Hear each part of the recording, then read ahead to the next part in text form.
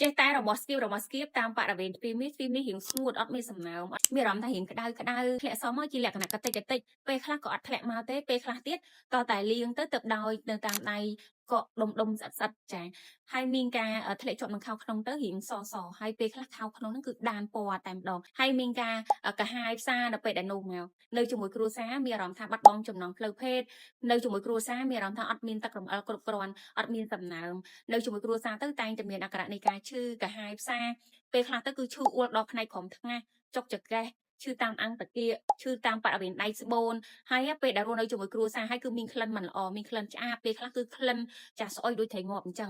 ងបើសិនជាបងប្អូនស្ត្រីមានអាការៈទាំងអស់នេះបងប្អូនគួរតែឆាប់ទៅប្រឹក្សាជាមួយពេទ្យព្យាបាលបានត្រឹមត្រូវព្រោះនេះគឺជាអាការៈអ្នកដែលគាត់មានបញ្ហាលេខទ្វីមីនិងរលាកមាត់ស្បូនដែលបង្កឡើងដោយពពួកមេរោគផ្សិតព្រោះបើសិនជាបងប្អូនទុកយូរទ្វីមីបងប្អូនរលាកកាន់តែខ្លាំងអាចមានការឡើងហើមឡើងក្រហមបង្ករោគអាចប្រឈមក្នុងការរលាកធ្ងន់ធ្ងរទី2បើបងប្អូនទុកយូរធ្វើឲ្យស្បូនរលាកកាន់តែខ្លាំងធ្លាក់សមករាល់ថ្ងៃធ្លាក់សមកក្លិនស្អុយក្លិនឆ្អាបធ្លាក់សមកគឺសើមខោជាប្រចាំតែម្ដងហើយធ្វើឲ្យស្បូនបងប្អូនងាយក្នុងការរលាកធ្ងន់ធ្ងរអាចទៅជាមានបញ្ហាកខ្ទុះមានដំបៅបានបើសិនជាយើងទុកយូរអត់ព្រមព្យាបាលចឹងបើសិនជាបងប្អូនដឹងតែខ្លួនឯងមានបញ្ហានេះហើយគួរតែឆាប់ព្យាបាលឬក៏បងប្អូនមានបញ្ហានឹងយូរហើយយើងព្យាបាលច្រើនដែរហើយប៉ុន្តែនៅតែអត់បានផលទៀតបងប្អូនអាចតាក់ទងមកខ្ញុំបានខ្ញុំមានដំណោះស្រាយជូនបង